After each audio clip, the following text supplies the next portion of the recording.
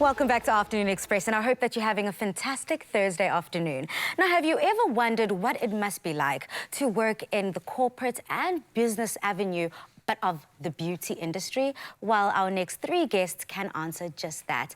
They're here to discuss what it's like to be women in beauty and business. Welcome to the loft, ladies. Thank you. Ladies, this seems to be a huge trend that is taking over in the digital space, and we're seeing it more and more evolving. But some viewers are not in touch with that side or that avenue. So please, may someone break down what is being a woman online in the beauty industry? I'll let Rabia answer that.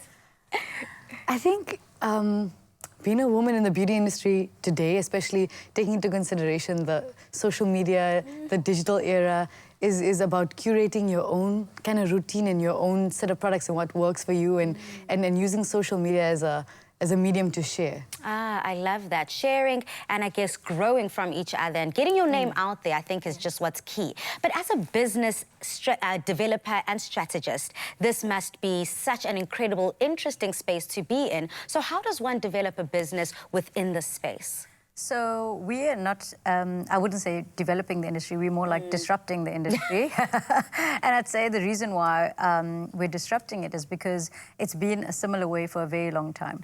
And disruption is coming from three massive parts of the people that we serve, talking about community a lot more, talking about purpose a lot more, and basically focusing a lot more on bringing community into everything that we do. And social media has allowed us to be able to disrupt the industry, because previously you would need to do things in a way that was very traditional, whereas now the molds are breaking, and it's the right time for us to be in this industry to disrupt and to bring some change and to bring some access for a lot more people to come into the industry. So that's what I'm working specifically on. That's very interesting, because I find a lot of people are too scared to be disruptors. They're too scared to stir the pot and pave their own way in the space that they find themselves in. It doesn't matter how that looks like. But you've decided, Rabia, I have to come to you. Very interesting way of taking a digital platform, which is so completely different to the beauty platform. You've merged it together and you've made it work for you. How? I think just touching on what I said earlier about, everyone really having their own platform, right? Okay. So everyone has a voice on social media, and social media has become a lot easier for people. Well, it's made it a lot easier for people to kind of voice and kind of create, right? And I often say this: you can start a brand from your toilet seat if you wanted to, with a laptop and Wi-Fi connection. That's actually true. Right? I mean, it's opened up a lot of roads, and I think the Internet of Things, there's nothing you can't teach yourself, Absolutely. And Nomfundo, for you, you also find yourself in the same space, but you have also created your own path within it, and you're navigating it so effortlessly, or rather it seems quite effortless from where we're sitting. How have you found the jump, and how do you handle hurdles when you do have this fast-paced technology that seems to be making everything a little bit more accessible, a little bit more tangible, closer to touch? Okay, in our industry, we call it direct to consumer, and that it was the easiest route for us to take as businesses, as well as startups. As a business that is a consumer-centric company, we are more focused. It was important for us to build relationships with our consumers through the e-commerce system, as well as it helps us reach a larger audience of our customers.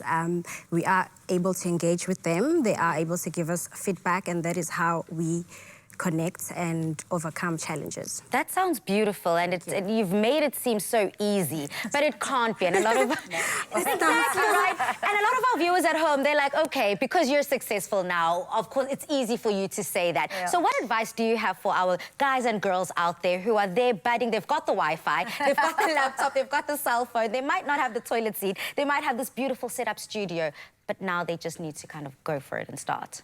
What advice do you have? So the first thing is to take an idea and get it into the market, and no idea is a bad idea. I always say this. You know, if you have a great idea and you want to make it work, it's all in the implementation. So get the right people around you. You know, we were talking about this earlier and I said to the girls, I said, you know, when we started Beauty Revolution, we had like 5,000 Rand in our bank account and we were like, let's start a revolution.